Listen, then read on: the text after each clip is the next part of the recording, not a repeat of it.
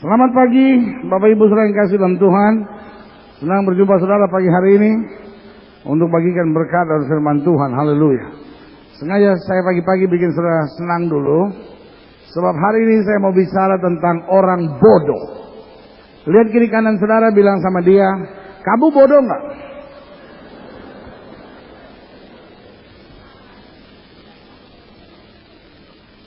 Udah? Bilang sama orang yang baru ngomong sama saudara, kamu nggak bodoh kan? Gitu. Ayo bilang. Pendeta nggak enak, pendeta sesama orang bodoh nggak boleh saling mempengaruhi. Dunia ini hari-hari ini sedang dipenuhi oleh orang bodoh. Amin. Dan orang bodoh itu seringkali ada di gereja, tapi bukan di gereja ini. Ya kan? Saya semalam baru pulang dari Bandung. Mungkin di Bandung ya, karena di sini. Semua kita orang-orang hebat, amin. Kalau saya lihat wajah saudara sama malaikat beda-beda tipis. Dunia ini sedang dipenuhi oleh orang-orang bodoh. Mungkin saudara menatap saya dan berkata, pendeta, kenapa kau katakan bahwa dunia ini sedang dipenuhi oleh orang bodoh? Bukankah dunia ini makin hari makin pintar? Orang bergelar master makin banyak, orang bergelar dokter makin banyak, orang bergelar profesor makin banyak. Apakah asli ataupun palsu? Ya kan? Pendeta, kenapa kau katakan bahwa dunia ini sedang penuh dengan orang-orang bodoh? Loh, buat saya, dunia ini, saya ulangi sekali lagi, sedang penuh dengan orang-orang bodoh. Kalau orang menikah lalu bercerai, saya beri nama kan bodoh. Mungkin suka menatap saya dan berkata, ini pendeta nggak mau ngerti sih pergumulan rumah tangga. Kadang-kadang pendeta saya juga nggak mau bercerai, tapi penderitaan hidup terlalu berat. Siapa yang tahan menghadapi semuanya itu? Itu yang menyebabkan saya bercerai. Jangan dihakimi lagi dan bilang bodoh. Loh, tapi kan kita percaya. Alkitab berkata apa yang telah dipersatukan Tuhan tidak dapat diceraikan oleh manusia. Bukankah kita percaya Allah dapat merubah air tawar menjadi anggur manis? Bukankah kita percaya bagi Allah tidak ada perkara yang mustahil? Bukankah kita percaya Alkitab berkata, mari kamu yang letih lesu dan berbeban berat, aku Tuhan akan memberi kelegaan kepadamu. Berikan tepuk tangan yang meriah buat Tuhan. Jadi kalau kita bercerai, kita akan bodoh. Kita menghancurkan masa depan anak-anak kita menghancurkan hidup kita, dan kita melanggar firman Tuhan. Ya kan?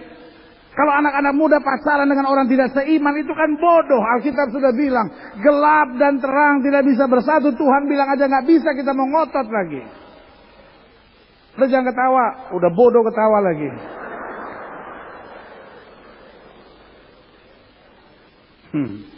Mungkin saya menantang saya pendeta. Untung dia jarang khotbah di sini. Dia datang cuma bikin bodoh-bodohin kita. Minta ampun ya kan. Loh iya dong. Alkitab sudah bilang gelap dan terang tidak bisa bersatu. Kita paksa, itu kan namanya bodoh. Ya habis bagaimana pendeta? Matius, Markus, Lukas, Yohanes tidak pernah menjumpai aku. Simon, Petrus, Paulus, Yeskiel, Yesaya, Yeremia tidak pernah menjumpai aku. Hanya Abdullah bin Abdul Qadir.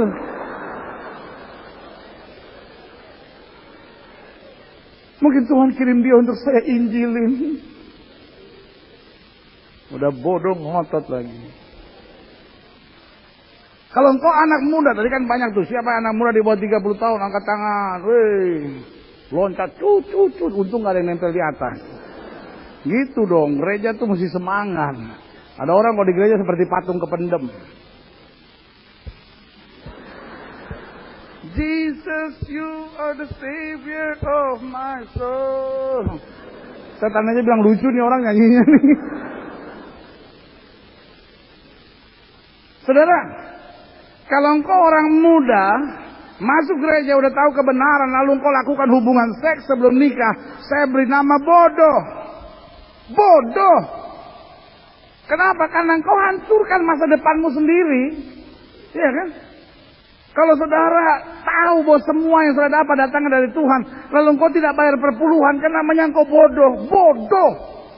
Jangan ngotot sama saya lalu bilang, ya tapi pendeta sekarang tuh kadang-kadang cuma khotbah kalian perpuluhan. Udah bodoh ngelunjak lagi.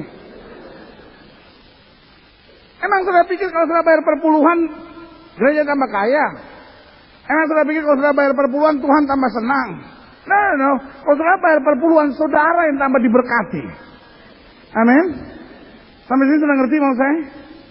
Kalau engkau sebagai suami, engkau kasar terhadap istrimu, saya beri nama bodoh. Kenapa? Karena yang rugi saudara sendiri. Coba saudara manis sama suami. Iya kan? Pulang kantor, sayang, aku seharian tuh rasa sepi gitu tanpa kamu di sisiku. Nggak sampai 1 menit kemudian kopi susu ada di meja. Bukan 1 gelas, 1 ember.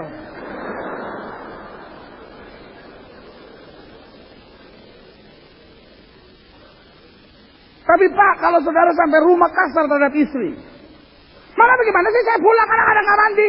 Mama juga modelnya ilah babu lebih bagus dari Mama. Kopi mana? Kopi mana? Boro-boro kopi susu. Paling sama istri ditaruh kopiko. Nih gantinya ngopi.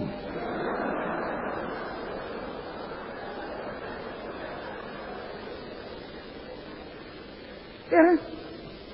Dunia ini sedang dipenuhi dengan orang-orang bodoh. Betul? Kalau gelombang lawatan Allah sedang transformasi, gereja Tuhan sedang disatukan, lalu kita malah berkelahi sama gereja lain, kita malah ngejelekin gereja lain, kita jelekin hamba Tuhan, hamba Tuhan. Saya beri nama bodoh. Itu lawatan Allah, gelombang kerja Allah, ke lautnya Allah, itu awan Allah sedang bergerak ke arah transformasi. Lalu kita pecah dengan gereja lain, kita serang gereja lain, kita ngomongin pendeta lain, kita ngomongin hamba Tuhan lain, kita ngomongin orang Kristen lain yang mungkin salahnya agak berbeda dengan kita. Saya beri nama bodoh. Ngerti? Manggut napa? Iya.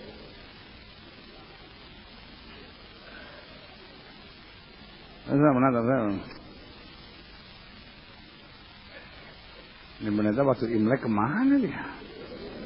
Kepatok barongsai kali. Pagi-pagi nggak ada angin, nggak ada hujan, atau main bodoh-bodoh aja. Benar? Mungkin ada banyak orang senang khotbah yang baik-baik aja. Saudara-saudara, kalau saudara hidup dekat dengan Tuhan, haleluya, silakan diberkati. Nanti gereja-gereja akan disatukan, kemuliaan Tuhan akan dinyatakan. Oh, jiwa-jiwa akan Tuhan kirim. Tapi kalau kita bodoh, nggak pernah terjadi sesuatu. Amin. Kemajuan selalu membutuhkan orang-orang hebat. Amin. Perubahan selalu membutuhkan orang-orang hebat. Siapa orang hebat itu? Sama-sama bilang sama saya orang hebat. Sama-sama bilang sama saya orang hebat. Lihat kiri kanan saudara, bilang betul. Nah, bilang sama orang yang baru nanya sama saudara, betul dong. Ya? Sama-sama bilang sama saya orang hebat. Dan kiri kanan saudara bilang, kamu orang hebat. Sama-sama bilang sama saya, bersama Kristus kita orang-orang hebat. Kita yang akan dipakai Tuhan untuk melihat kemuliaan Tuhan dinyatakan. Haleluya. Buka kitab kita sama-sama, Galatia pasal 3 ayat 1. Paulus bicara sangat tegas kepada jemaat Tuhan di Galatia.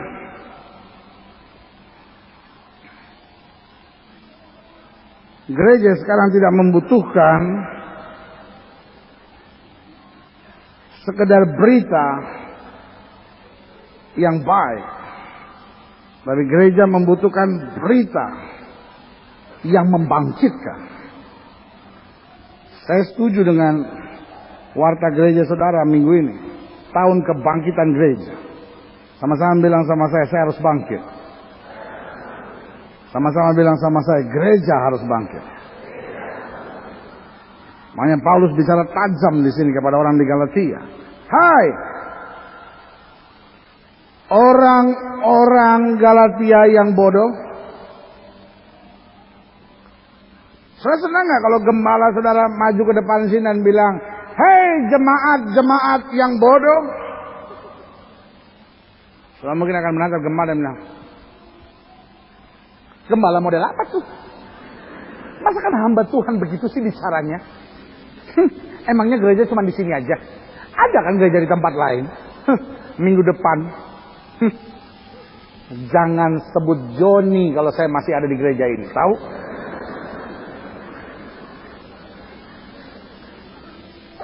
Paulus bicara tajam sekali. Paulus bicara tegas sekali. Dia bilang, hai orang Galatia yang bodoh. Sebagian udah mulai tersinggung. Sebagian udah mulai kecewa. Sebagian udah mulai komplain. Lalu dijelaskan, siapakah yang telah mempesona kamu? Bukankah Yesus Kristus yang telah disalibkan itu dikatakan apa? Telah dilukiskan dengan terang di depanmu. Hanya ini yang hendak ku ketahui daripada kamu. Adakah kamu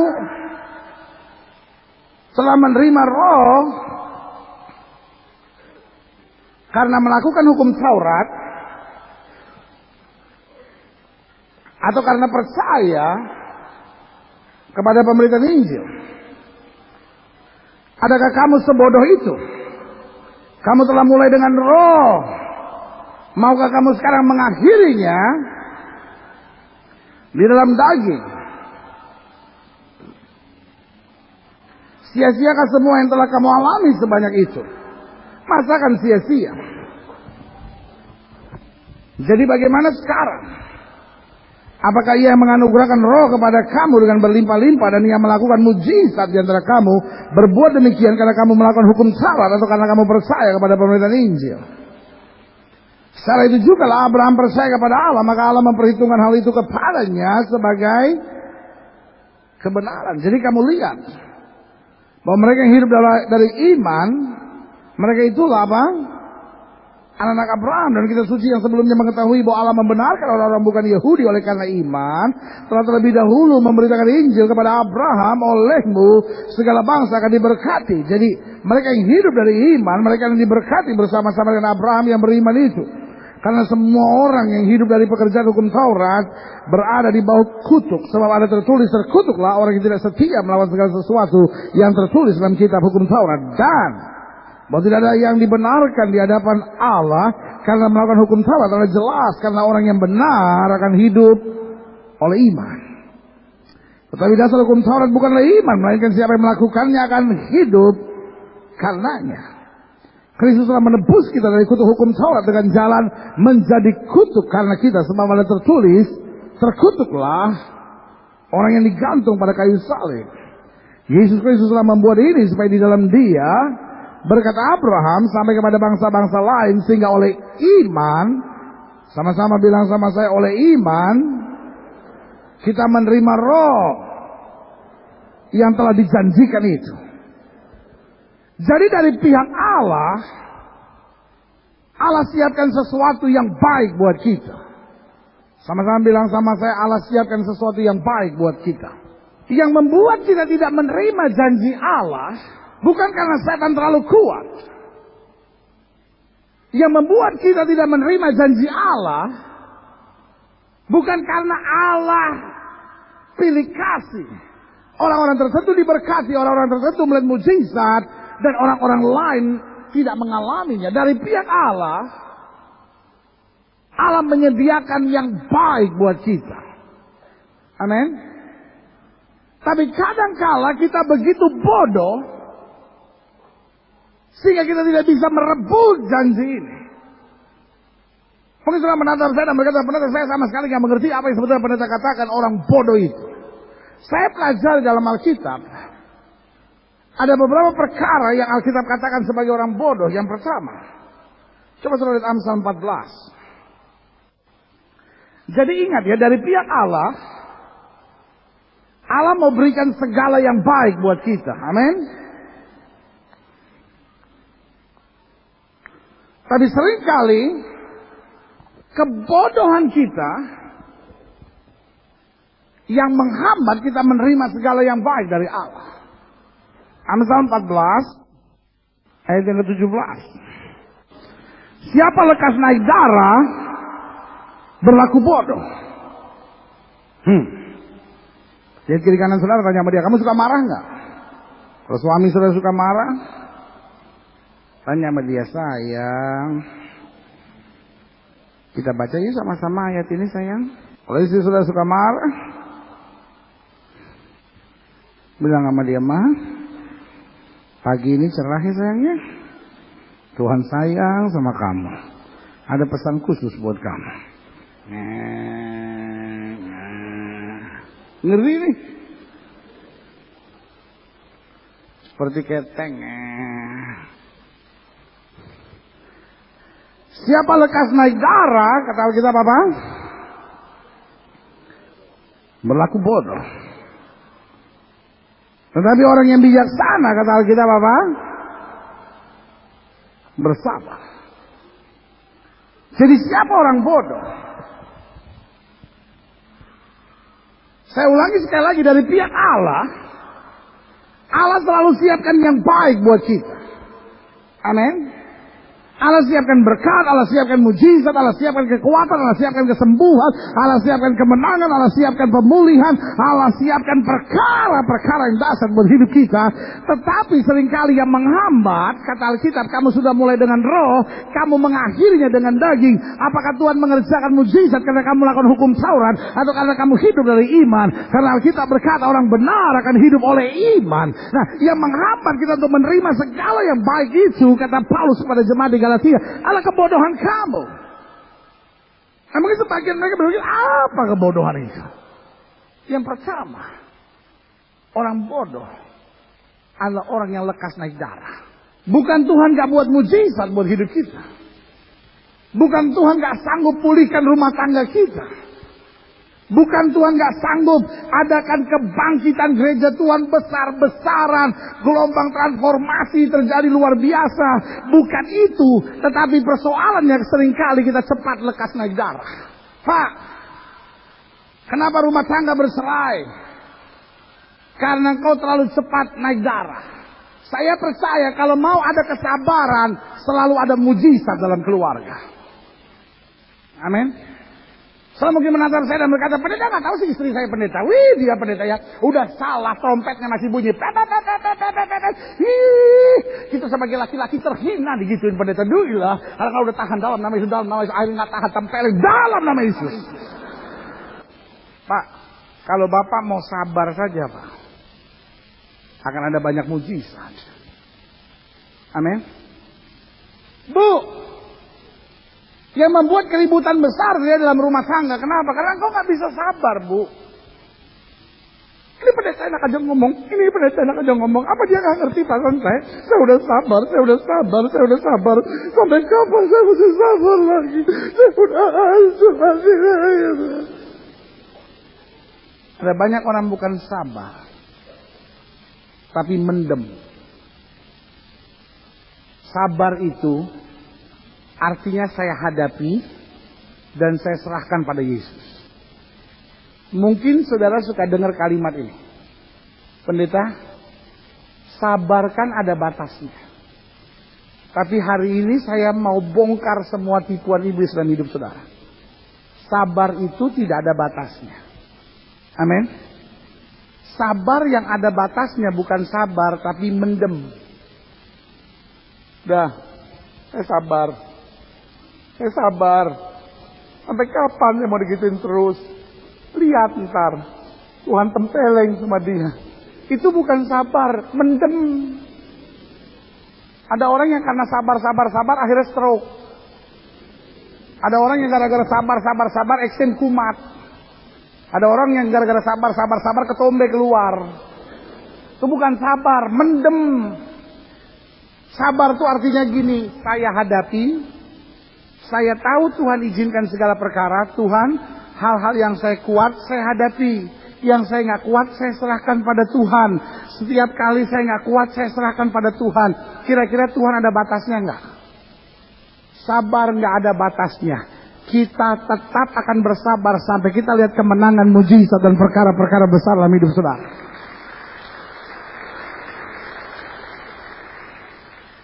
Amin. Kenapa gereja pecah? Persoalannya juga sederhana, karena tidak sabar. Orang kadang-kala pengen sabar sampai anaknya dikasih nama sabar, tapi tetap si sabar ngamuk. Woi, sabar ngamuk, sabar ngamuk. Bingung masa sabar ngamuk.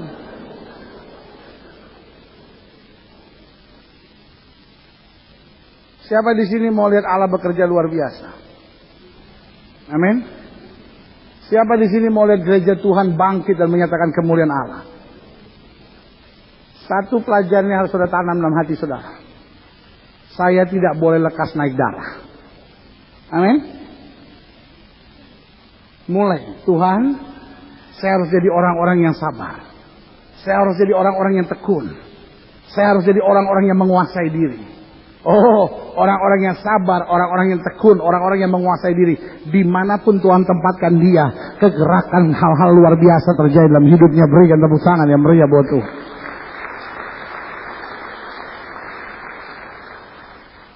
Orang tua ribut sama anak seringkali kan cuma sederhana. Terlalu lekas naik darah. Tahukah saudara, amarah banyak mengerjakan hal negatif. Amarah banyak mengerjakan hal-hal negatif. Kadang-kala bahkan amarah menghancurkan banyak hal.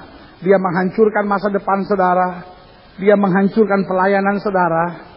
Dia menghancurkan keluarga saudara. Dia menghancurkan rumah tangga saudara. Mulai hari ini bilang, Tuhan, saya harus belajar sabar. Tuhan, saya harus jadi orang yang tekun. Tuhan, saya harus belajar menguasai diri dalam segala perkara.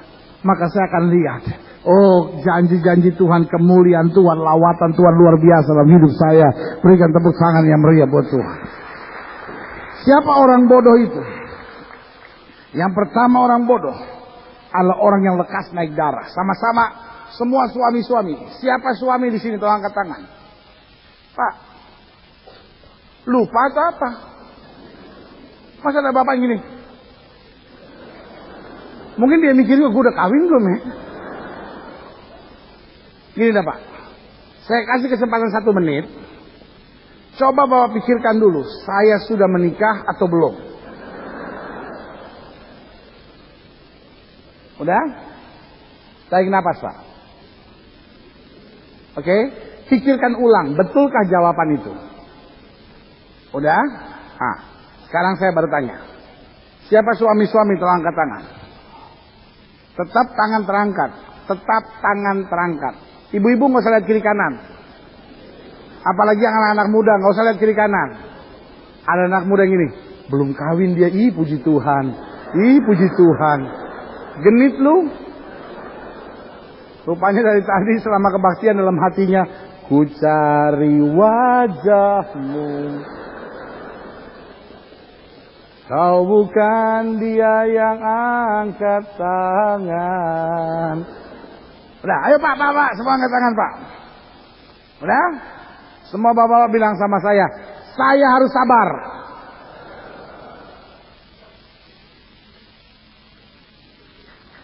Silakan turunkan tangan. Itu yang tepuk tangan itu pasti istri yang menderita itu. Dia pikir terima kasih pendeta. Kau ingatkan suamiku supaya sabar.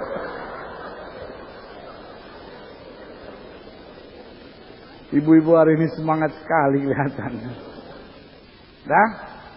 Sekarang semua ibu-ibu. Siapa ibu-ibu yang udah menikah di sini? Tolong angkat tangan. Oh sama juga kayak bapaknya. Mungkin kalau ibu-ibu mikirnya gini, gua ngaku jangan. Awas dulu ya. Ayo bu. Semua ibu-ibu yang sudah menikah angkat tangan. Tarik napas. Katakan ini keluar dari hati yang terdalam. Sama-sama bilang sama saya harus sabar. Dah. Tetap angkat tangan bu. Pikirin mertua dulu. Itu mertua siapa yang tepuk tangan?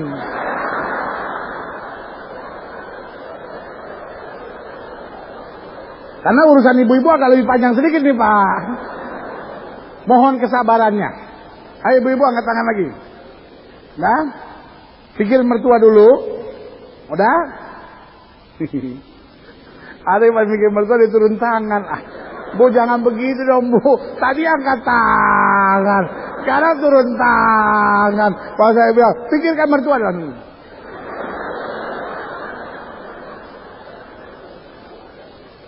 Sampai ada orang yang tanya sama saya gini, siapa pria yang berbahagia di muka bumi? Paling berbahagia di muka bumi. Saya bilang pria yang takut Tuhan. Bukan. Adam. Kenapa saya bilang? Bukan. Dia nggak usah cari pasangan teman hidup. Udah dibawain sendiri sama Hawa. Sama Tuhan yang bawa. Kan mantap itu.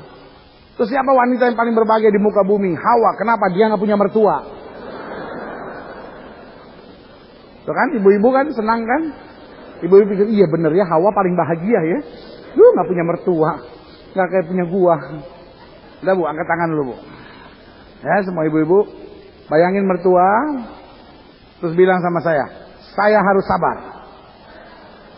Kan suaranya lebih kecil kan. Habis bayangin mertua. Kepahitan muncul di atas segala-galanya.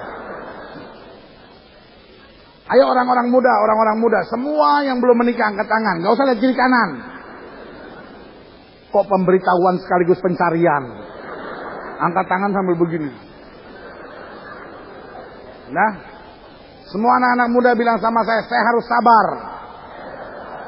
Amin. Semua pelayan-pelayan Tuhan juga sama. Di hatinya harus ngomong hal yang sama. Saya harus sabar. Bukan cuma di gereja. Kalau ada hal-hal yang terjadi dalam hidup saudara, sabar. Perpecahan gereja terjadi karena orang-orang yang lekas naik darah. Dan merasa apapun yang dia pikirkan itu dari Tuhan. Saudara pernah dengar dua pendeta berkelahi enggak? Dua pendeta kalau berkelahi dia bilang begini, Tuhan bicara sama saya begini. Yang satu bilang, Tuhan bicara sama saya begini. Karena Alkitab bilang begini. Yang satu dikuatkan lagi sama firman. Alkitab bilang begini. Ada tambahan sekarang. Bukan cuma Tuhan bicara. Bukan cuma Alkitab. Ada yang sudah bernubuat kepada saya. Jadi udah Tuhan bicara, firman, nubuat. Yang satu bilang Tuhan bicara, firman, nubuat. Dua-duanya beda. Malaikat bilang, perasaan kita nggak ngomong apa-apa sama dua-duanya ini.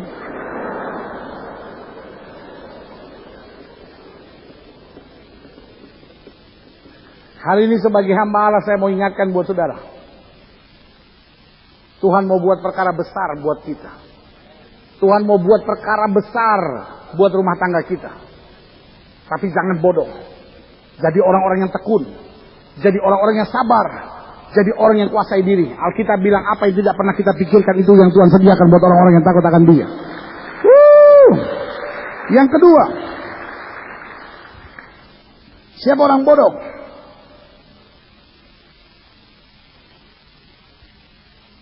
Lihat Amsal 1. Ada saudara yang pas saya tanya, siapa orang bodoh? Dia nunduk kepala. Sama seperti orang Irian namanya Silas. Ada orang Irian namanya Silas. Guru bertanya, jadi ini guru di Irian, ini gurunya orang Batak. Orang Batak kan memang dapat karunia dari Tuhan, suaranya agak tegas gitu kan. Orang Batak ini tanya, Tumpal gurunya namanya. Gurunya bilang begini, siapa yang menandatangani naskah proklamasi? Lalu anak-anak nggak ada yang tahu. Tapi Silas duduk paling depan. Nah, Pak Tumpal ini mulai jengkel. Sekali lagi anak-anakku aku bertanya, siapa yang menandatangani naskah proklamasi? Anak masih belum jawab. Ketiga kali dia tanya lagi. Ini pertanyaanku yang ketiga dan itu berarti terakhir. Siapa yang menandatangani naskah proklamasi? Dia tatap si Silas. Silas nunduk. Bel berbunyi. Pak Tumpal bilang begini. Baik. Itu Tugas untuk besok, semua harus sudah ada jawaban siapa yang menandatangani naskah proklamasi. Dia pulang dia nangis. Silas pulang dia nangis. Dia nangis. Mama tanya, kenapa Silas? Kok menangis begitu? Kenapa? Bapak guru marah. Siapa yang menandatangani naskah proklamasi? Oh, Mama datang sama kau punya guru. Jadi besok pagi Mama antar Silas. Mau ketemu Pak Tumpal. Pak Tumpal, saya mau bicara. Anak saya pulang sekolah menangis soal penandatanganan naskah proklamasi. Anak saya itu selalu jujur. Jadi kalau sampai dia menangis, pasti bukan dia yang menandatangani.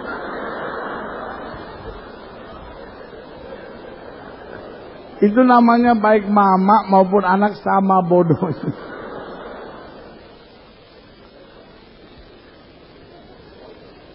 Jadi siapa orang bodoh? Bukan saya. Amsal 1. Sudah ketawa-ketawa begini pulang pinter ya. Ayat 7. Takut akan Tuhan adalah apa? Permulaan pengetahuan. Tetapi ketahui kita apa? Orang bodoh menghina apa? Hikmat dan didikan. Siapa orang bodoh? Yang kedua, orang bodoh adalah orang yang tidak mau dididik. Ayub bilang begini, kalau engkau menguji aku keluar sebagai emas murni di hadapanmu. Dengan lain kata, hasil pendidikan Tuhan selalu baik buat kita. Sama-sama bilang sama saya, hasil pendidikan Tuhan selalu baik buat saya. Jadi kalau Tuhan didik kita, baik lewat masalah, baik lewat persoalan, baik lewat hal-hal yang nyakitin kita, baik lewat orang yang memfitnah kita, orang yang ngecewain kita. Kalau Allah didik kita, hasilnya selalu baik buat kita. Amin. Tapi orang bodoh adalah orang yang tidak mau dididik. Dia cuma masuk gereja, dia senang nyanyi, dia senang kalau musiknya bagus. Gue senang tuh lagu itu tuh, tapi gue lupa lagunya. Lagu apaan sih? Itu lagu enak banget. Lagu apa? Itu lagu Holy. Yang gimana sih? Lu tolong dong nyanyiin. Gue lupa gitu. Gue ingat sedikit-sedikit. Pokoknya gue ingat ada Holy-nya. Oh yang itu. Holy, gug, kemari, gug. Kan kebangetan. Ada banyak orang pikir Kristen itu pokoknya masuk gereja nyanyinya enak gitu.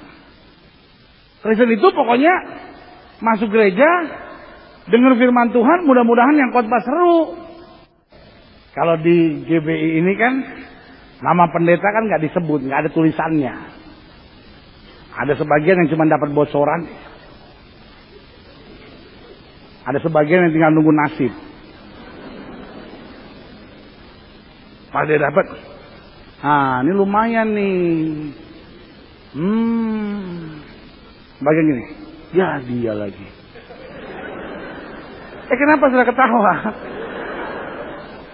Jangan tahu loh, pendeta bisa baca hati orang loh. Hatimu terbuka di hadapanku.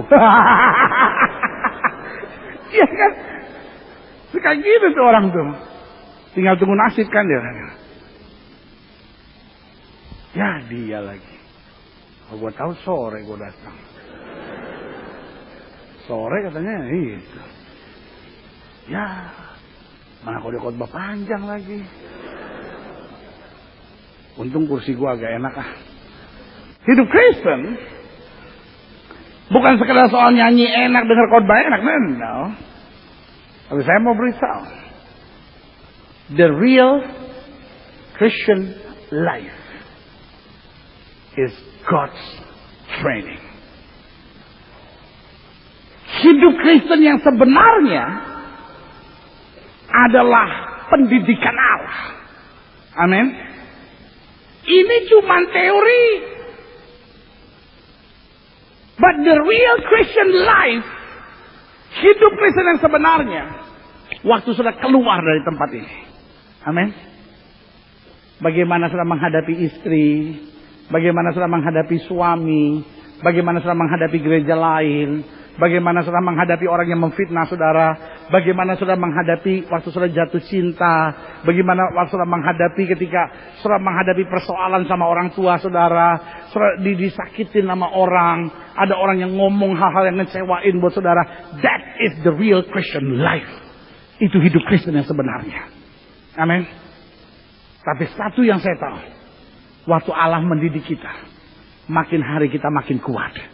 Makin hari kita makin dipakai Tuhan. Makin hari kita makin hidup sesuai segambar serupa dengan Kristus. Berikan tepuk tangan yang meriah. Kalau saudara dididik Tuhan lalu berontak, saya beri nama engkau bodoh. Kalau engkau dididik Tuhan lalu lari ke narkoba, lari ke seks bebas, tinggalkan pelayanan sambil berkata, apa itu orang pelayanan?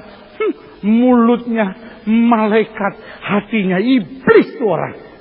Oh, haleluya, shalom. Tapi di sini dong, di belakang kita.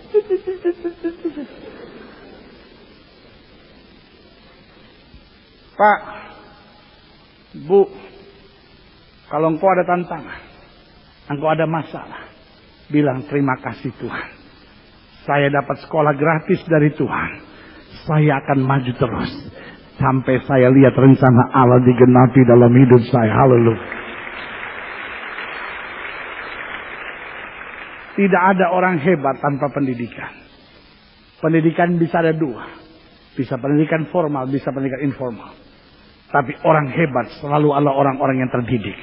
Amin. Siapa di sini mau lihat karya Allah luar biasa? Amin.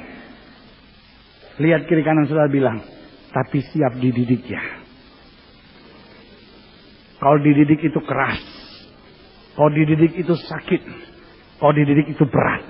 Tapi selama kita menerima didikan dengan hati yang terbuka, rencana Allah makin digenapi dalam hidup kita. Berikan tepuk tangan yang meriah. Woo!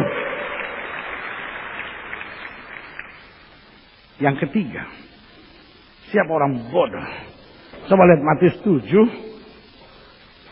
ayat 26. Tetapi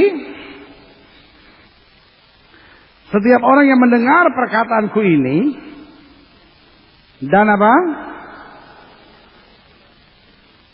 Dia dengar atau enggak? Dengar atau enggak? Dengar atau enggak?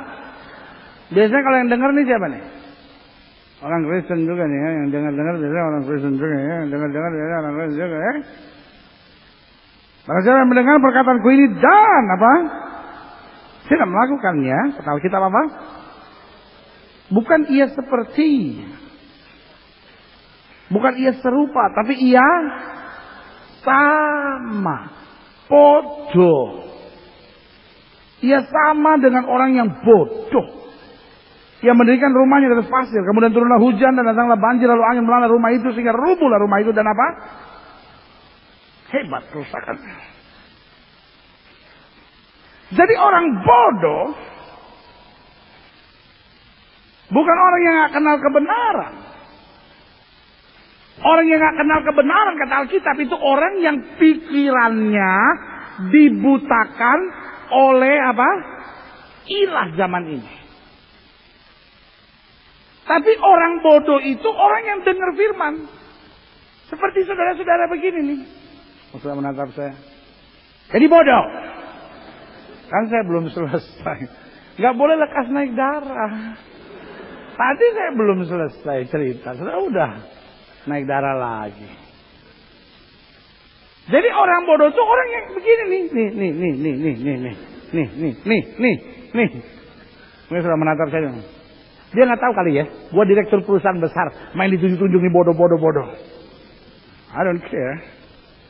Kebodohan gak ada hubungannya sama mobil yang saudara kendarai. Kebodohan gak ada hubungannya dengan deposito saudara. Kebodohan, kalau saudara dengar firman, dan saudara tidak melakukannya, saudara bodoh. Kenapa? Karena kalau kita dengar firman dan kita melakukan, ya kan? Sebagai istri, saya harus tunduk sama suami. Sebagai suami, saya harus jadi suami yang bijaksana. Sebagai orang muda, saya harus jadi orang muda yang takut akan Tuhan. Saya nggak boleh simpan dendam. Saya nggak boleh benci. Saya harus terima orang lain apa adanya. Kalau kita dengar firman dan kita melakukan, kata Alkitab, kita seperti bangun rumah di atas dasar apa? Batu karang. Ada pencobaan nggak? Ada. Bukan cuma ada, banyak. Ada persoalan nggak? Bukan cuma ada, banyak. Ada orang yang fitnah saudara nggak? Ada, bukan cuma ada, banyak. Tapi Alkitab berkata, tidak akan goncang. Amin. Tapi sebaliknya, kalau kita dengar, tapi tidak melakukan, ya kan? Saya tahu tapi tidak melakukan, kata Alkitab apa? Sama seperti bangun di atas dasar apa? Pasir. Ada masalah nggak? Ada, tapi waktu angin melanda, rusak semua-muanya. Kita harus lakukan firman Tuhan. Sama-sama bilang sama saya harus lakukan firman Tuhan. Alkitab bilang jangan jadi pendengar saja. Waktu kita dengar, kita lakukan. Waktu kita dengar, kita lakukan. Waktu kita dengar, kita lakukan. Oh, badai boleh datang, persoalan boleh datang.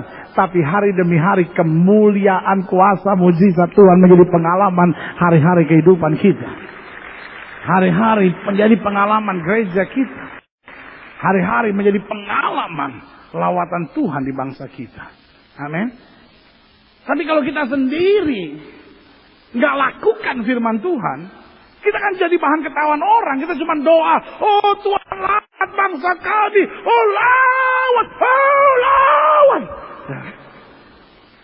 Sementara kita ngaco.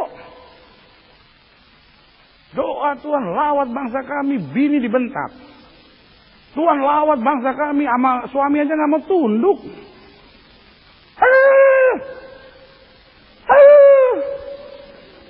Suaminya aja bilang boro-boro Tuhan mau lawat negeri. Gua aja enak melihat dia itu. Maaf ya, saya kalau ngomong yang jelas-jelas aja. Soalnya kadang-kala banyak orang kan ngomong muter. Kadang-kala yang jelas aja kita nggak ngerti, apalagi yang muter. Udah jelas aja nih, udah jelas nih, kita udah ngomong jelas nih. Masih belum mau bertobat. Gue udah bilang sakit kepala, gue salah masuk, gue pagi ini bener-bener. Kalau gue tahu dia yang khotbah mendingan sore, ntar gue datang. Jangan salah, sore saya lagi. Nah. Tapi saya nggak khotbah hal yang sama. Cukup yang bagian bodoh saudara aja. Gitu. Karena saya mau lihat saudara tidak jadi orang bodoh dan lihat perkara yang besar, penuh kemuliaan dengan Tuhan. Amin. Karena gereja Tuhan hari-hari ini doanya lagi besar. Amin. Kalau saudara mau tanganin proyek 7 triliun, saudara nggak butuh orang bodoh di dalam situ. Proyek apa? 7 triliun. Ya boleh, gua bantuin. Nah. Ya dong. Kita lagi bicara transformasi negara nih. Betul? Kita lagi bicara lawatan gereja nih. Sementara rumah tangga kita mau berkelahi terus. Sementara anak kita cuma diurus sama babysitter aja. Come on. Orang bodoh nggak akan buat perkara besar. Amin. You better do something. Kita harus jadi orang-orang yang kuasai diri. Jangan lekas naik darah. Kita harus jadi orang-orang yang dididik. Amin. Kita harus jadi orang yang dengar, lakukan. Sampai kita makin maju. Oh, lawatan Tuhan luar biasa dalam hidup saudara.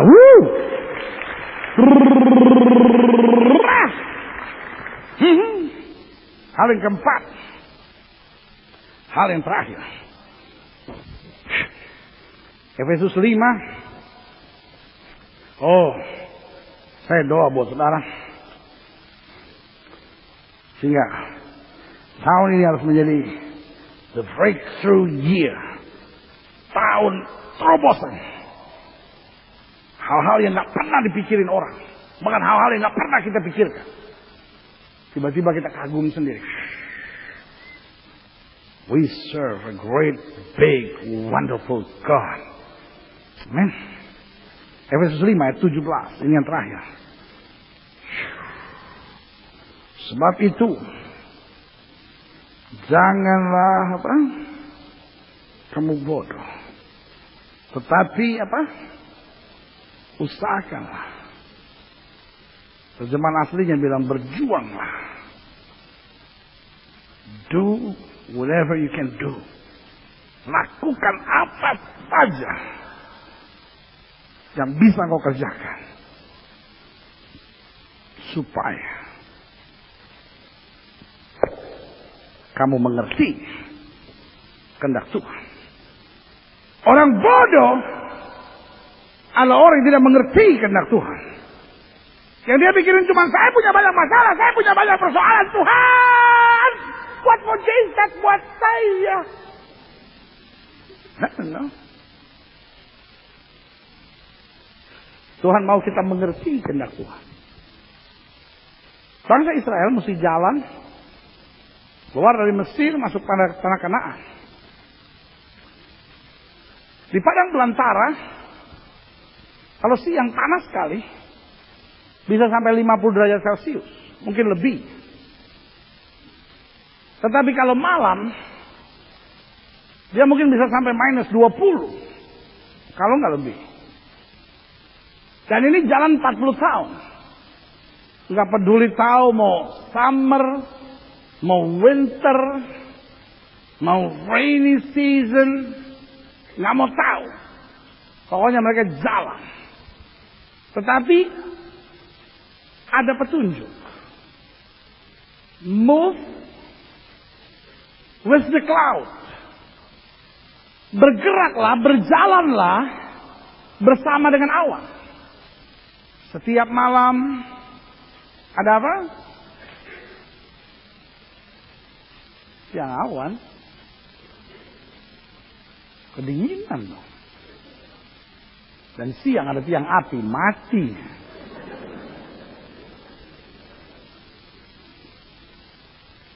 Setiap malam ada apa? Tiang api. Dan setiap siang ada apa? Tiang awan. Tapi kadangkala awannya berhenti. Nah, saya bisa bayangin kalau awan berhenti, mereka nggak boleh bergerak kemana-mana. Mereka harus bangun tenda dan tinggal di situ. Karena kalau mereka keluar dari bayangan awan pada siang hari, mereka mati di tengah panasnya matahari. Begitu juga malam, kalau mereka keluar dari bayangan awan itu, mereka akan mati kedinginan karena dinginnya malam. Ini yang saya bilang. Banyak orang percaya bodoh. Kita nggak ngerti kehendak Allah. Kita cuma mau Tuhan ngerti kehendak kita. Tapi hari ini, mari kita move with the cloud. Ada saatnya Tuhan berkati saudara. Jangan cuma pikir, oh terima kasih Tuhan saya diberkati. Tanya, apa kehendak Tuhan dengan berkat yang dipercayakan pada saya? Waktu kita lihat kegerakan Allah luar biasa. Tuhan, apa kehendak Tuhan? Waktu kita lihat Tuhan banyak buat perkara besar buat hidup saudara, buat hidup kita. Kita mulai tanya, apa kehendak Tuhan? Tapi sebaliknya, waktu kita ngadepin tantangan, kita menghadapi masalah, jangan cuma Tuhan keluarin saya dari masalah, saya capek. Tapi kita tanya, apa kehendak Tuhan di balik semuanya? Waktu kita masuk dalam kehendak Allah, Alkitab berkata, singa muda boleh merana kelaparan, tapi orang yang berharap kepada Tuhan tidak akan pernah kekurangan sesuatu yang baik. Alkitab dengan tegas berkata, dunia ini sedang lenyap dengan segala keinginannya, tapi orang yang melakukan kehendak Allah akan tetap hidup sampai selama-lamanya. Berikan tepuk tangan yang meriah. Kita bangkit berdiri. Tuhan sedang siapkan perkara-perkara besar. Amin. Sama-sama bilang sama saya, Tuhan siap lakukan perkara besar. Sama-sama bilang sama saya, Tuhan membutuhkan saya. Dengar, Tuhan butuh saudara. Tuhan gak butuh orang-orang bodoh yang cuma stres sama masalah dan persoalan hidupnya. Tapi Tuhan butuhkan orang-orang yang berani, yang hadapi tantangan, yang punya hati besar, yang siap dibentuk, yang siap diproses sama Tuhan. Dan bilang, Lord, I'm ready. Tuhan, saya siap. Nyanyi, Tuhan Engkaulah kekuatanku, tempat perlindunganku. Saat badai menerpa, aku tak akan goyah. Bilang, saya gak akan bodoh untuk akhirnya lari, kecewa, putus asa, cuma mikirin persoalan saya sendiri. Tapi saya mau jadi orang percaya yang ngerti kehendak Tuhan. Saya mau jadi orang percaya yang jalan dalam kebenaran. Saya mau jadi orang percaya yang lakukan apa yang Tuhan mau. Saya mau jadi orang percaya yang tenggelam dalam rencana Allah. Saya mau jadi orang percaya yang masuk dalam arus kegerakan ilahi. Saya mau jadi orang percaya yang rebut segala janji Tuhan dalam hidup saya. Masing-masing kita tundukkan kepala. Masing-masing kita buat sahabat. Allah siap buat perkara besar. Allah siap buat perkara besar. Tapi Paulus tegas kepada jemaat Galatia dan bilang, kamu mulai dengan roh, tapi kamu mengakhirinya dalam daging. Paulus dengan tegas bilang, adakah kamu sebodoh itu? Kadang-kala kita bilang Allah buat perkara besar, kadang-kala kita bilang Allah sedang lakukan kegerakan yang luar biasa, tapi kita mau terlibat, tapi kita masih mau hidup dalam kebodohan itu. Kita masih tetap mau hidup dalam daging. Kita mau nantikan perkara besar, tapi keluarga kita sendiri gak kita urus. Hidup kita sendiri gak benar. Taat saja tidak. Kita cuma pemain sandiwara yang baik. Tuhan butuh orang-orang yang tulus, tapi berani. Tuhan butuh orang-orang yang maju, tapi ngerti kenapa dia maju. Tuhan butuh orang-orang yang hidupnya benar. Dari perkara-perkara kecil dia taat, dia setia, dia lakukan. Dan dia jalani betul-betul firman Allah. Belajar jadi orang yang sabar. Kadang-kala dengan alasan Roh Kudus bicara, kita jadi orang yang gampang marah. Kita jadi orang yang lekas naik darah. Kita jadi orang yang mudah bentak suami sendiri, istri sendiri, anak-anak sendiri. Ada Tuhan bicara. Saudaraku yang kasih dalam Tuhan. Tuhan pakai orang-orang yang punya hati yang bersih. Yang gak gampang digoncangkan. Tapi hatinya tetap lembut. Hidupnya tetap sabar. Hidupnya tetap kuasai diri dan jadi tenang dalam segala perkara. Banyak rumah tangga hancur seringkali bukan karena setan, tapi karena emosimu itu. Ada banyak pelayanan hancur seringkali bukan karena setan, tapi karena amarahmu itu. Kalau saja engkau mau belajar untuk kuasai diri. Ada lawatan Tuhan yang luar biasa. Karirmu kadang-kala hancur, pekerjaanmu hancur, segala sesuatunya hancur. Cuma karena engkau terlalu mudah marah. Engkau marah, engkau bentak, maki anak-anakmu. Bilang, Tuhan, saya mau jadi suami yang sabar. Saya mau jadi pelayan Tuhan yang sabar. Saya mau jadi anak-anak Tuhan yang sabar. Tapi tekun, taat. Lakukan perintah Tuhan dengan sungguh-sungguh. Jika itu doamu, taruh tangan kananmu di dada. Bilang, Tuhan, I'm the man. Saya orangnya. Jujur saya akui. Saya ini cepat banget naik darah. Mulut saya gampang sekali kasar. Sikap saya kadang-kadang gampang sekali keras. Jika itu doamu, taruh tangan kananmu di dada dan saya mau doa. Orang bodoh. Ada orang yang tidak mau dididik. Tuhan mau didik kita. Tuhan mau angkat kesombongan kita. Tuhan mau angkat segala yang gak bersih dalam hidup kita. It's okay. Daud bilang, the Lord knows that I'm dust. Tuhan tahu bahwa saya hanya debu. But He molds me. Dia bentuk saya. Dia proses saya. Jadikan saya indah. But He remembers. Dia ingat bahwa saya debu. Tapi persoalannya kita nggak mau dididik. Kita lari, kita kecewa, kita marah, kita complain to God. Bertahun demi tahun. Kita masuk gereja, kita cuma dengar khotbah tapi nggak pernah terdidik. Jika itu doamu, taruh tangan kananmu di dada dan saya mau doa buat saudara. Tengah orang bodoh. Kalau orang yang dengar firman Tuhan, tapi tidak melakukan. Bilang, Tuhan, dari perkara-perkara kecil saya mau setia. Dari urusan dagang saya, dari urusan pekerjaan saya, dari urusan keluarga saya, dari urusan masa muda saya. Saya mau jadi orang yang taat, dengar praktekkan, dengar praktekkan. Kadang-kadang kita bertahun-tahun di gereja, kadang-kadang kita bilang, Lord, I love you so much. Ingat, love without obedience, cinta tanpa ketaatan, itu hanyalah kemunafikan belaka. Bilang, Tuhan, saya nggak mau jadi orang yang munafik. Saya cinta Tuhan, saya mau taat. Jika itu doamu, taruh tangan kananmu di dada dan saya mau doa buat saudara. Ingat, orang yang bodoh, orang yang nggak ngerti kehendak Tuhan. Dia cuma pikirin masalahnya, persoalannya. Dia nggak pikirin target Allah, rencana Allah, lawatan Allah, kegerakan kuasa kerajaan Allah. Jika itu doamu, taruh tangan kananmu dan bilang, Tuhan, saya mau ngerti kehendak Tuhan dalam hidup saya, bagi keluarga saya, bagi gereja saya, bagi bangsa negara saya. Saya mau move with the cloud. Ketika awan kegerakan Allah sedang bergerak di situ, I will be there. Saya mau ada di situ, Tuhan. Jika itu doa saudara, taruh tangan kanan saudara di dada. Lord, it's me. Thank you for speaking me. Terima kasih Tuhan untuk ngomong sama saya, tegur saya. Saya nggak mau jadi suami yang bodoh, saya nggak mau jadi istri yang bodoh. Tapi jadi orang percaya yang mengerti kehendak Tuhan dan jalan dalam kemuliaan. Itu doamu, taruh tangan kananmu di dada dan semua sedang ingin didoakan sesuai dengan pokok-pokok yang sudah saya sampaikan tadi. Boleh taruh tangan kanan sudah di dada. Nah, semua sedang taruh tangan kanan sudah di dada.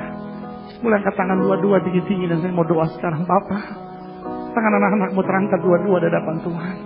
Kami angkat tangan karena kami ngerti Tuhan nggak bisa berbuat sesuatu kalau kami mau tetap bodoh. Tetapi kalau kami bodoh mau diproses sama Tuhan, yang bodoh ini akan dipakai untuk mempermalukan yang pandai. Karena itu kami harus sadar bahwa kami tadinya bodoh. Tapi kami angkat tangan, kami siap dididik. Kami siap dibentuk, kami mau lebih maju, kami mau lebih berkenan, kami mau masuk dalam rencana Allah yang sempurna. Bapak lihat tangan-tangan yang terangkat, use me Lord. Tuhan pakai kami nggak mau jadi suami yang bodoh, yang hidup dalam bentakan dan makian, kekerasan, selingkuh dan